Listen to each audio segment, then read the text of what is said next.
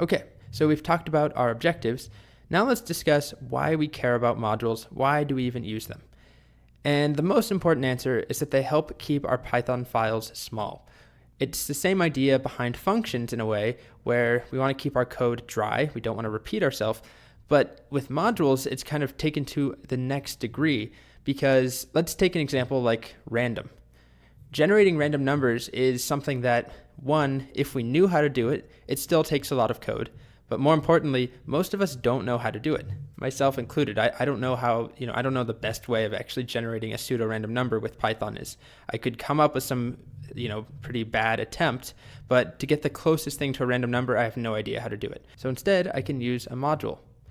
We can also reuse code across our own files by using import. So we can create our own modules. Let's say that we have, some code that we're using. We have 10 files and we're using the same function in all of them. We don't need to redefine that function every time. We could import it and just write it once in a single file. So we'll see how to do that in just a bit. And the last thing I'll add is that a module is just a Python file. There's nothing magical about it.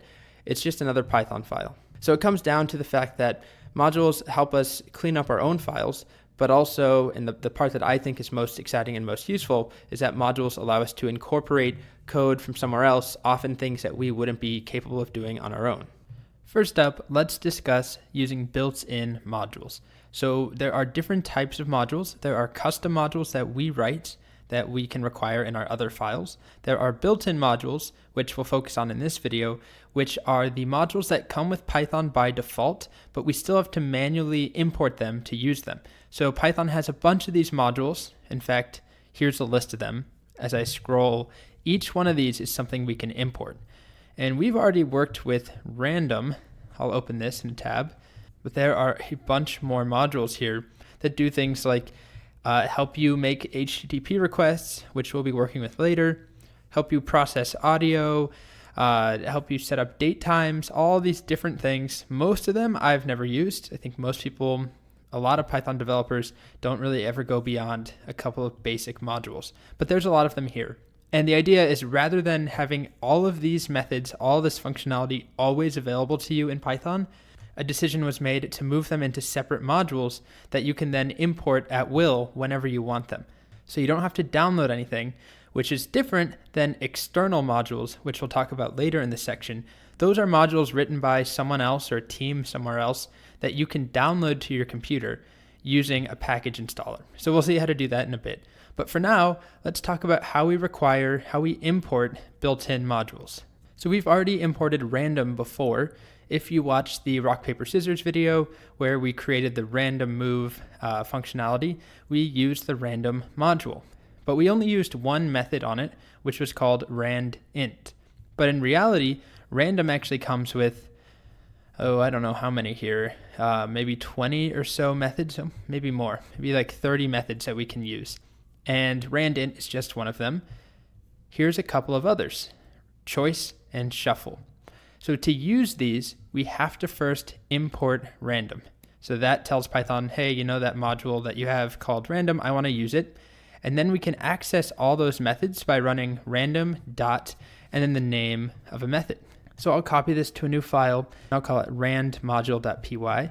If I paste this in, and let me comment this out to start. If I try and run these, what kind of error do we expect? Okay, I get name, random is not defined, a name error, because it's trying to find something called random that doesn't exist. But if I uncomment the import random and I save and try again, this time we don't get an error. We're not actually printing anything, so let's just print the first one. What this will do, by the way, if you're wondering, rather than randint, which we've been using so far to generate a random integer, random.choice will take a list and we'll just randomly pick something from that list. So I'll print a random choice, and we get durian, a very pungent fruit. Same thing, we could do print random.randint from 1 to 100, and if we run it now, we get 79. All right, so that's the basic syntax to import something. We reference the name of the module. However, there are a couple of other things we can do. We can alias the module name or give it another name that we'll refer to it by. with the as keyword. So I can run import random as omg underscore so underscore random. Usually you would do this when you have a particularly long module name, and some of them can get long, or some of your own custom modules might have a long name, so you can give them a shorter name. This is not shorter, but whatever the name is, as you can see, we reference omg so random.choice instead of random. So let's play around with that, and rather than omg so random, let's do as rand. And now I just refer to rand.choice or rand.randint. Let's verify that it works, and we still get the same thing, durian, and then this time 63 was chosen. We're getting durian a lot. Okay, now we got apple. There we go. As a side note, if you do ever have questions about built-in modules, which is natural because usually, there's a situation where you need to use one, like you need a random number. If you've never generated one before, you go research it and find out how it works. But for something like date times that we'll take a look at in another video after this one, you'll see that the process is pretty normal to open up the docs and go look at the module, because by definition, code that's in a built-in module is not used all the time. Otherwise, it wouldn't be relegated to a separate module. It would just be part of the regular Python set of built-in functions. So it's okay to just go look things up and research, and the documentation's pretty good. Back to the slides. Here's the exact same thing, but using as to give the name r instead of omg so random, and we just refer to r.choice, r.shuffle. Now there's another thing we can do in an import statement where we can actually use the keyword from to precisely specify which methods or functions we want to import. So a good rule of thumb is actually to only import what you need. So random has whatever we decided, 20 or 30 methods. If we're only using randint, there's no reason to import all of that. Instead, we use this pattern. From module name, from random, import, and if we say star, that's the same thing as importing everything, but we can also import part of the module by referring to individual methods. So I'll demonstrate that here. We'll do from random imports, and then I just write the name of the methods I want. So let's do choice, comma, rand, int. And if we try and run this right now, we'll actually get an error because random is no longer a thing in this file. All that we've imported are choice and randint, and we just call them like this now. So when you use from to specify exactly the pieces you want, then those are available individually under their own name. So now I can run them,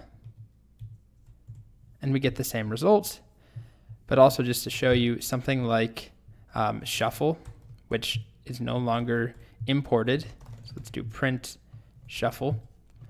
Beforehand, this did work, but now we'll get an error saying shuffle is not defined, name error. So let's recap all the different ways we've seen to import. We've seen just do a regular import random or import whatever the built-in module is. Then we've seen how to import random as and then give it some alias.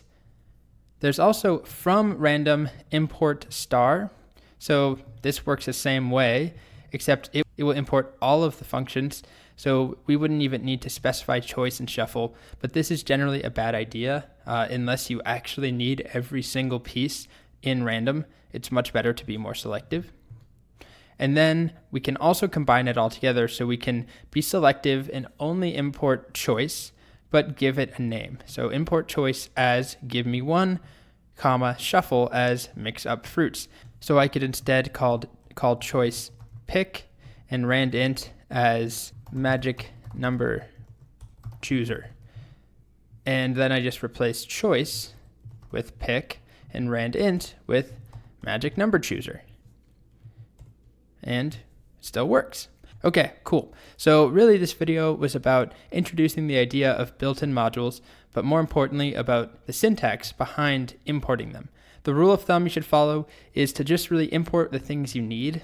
You might not know what you need right away, so it's okay to keep editing the import statement, add a comma, and then the name of something else when you realize that you need it.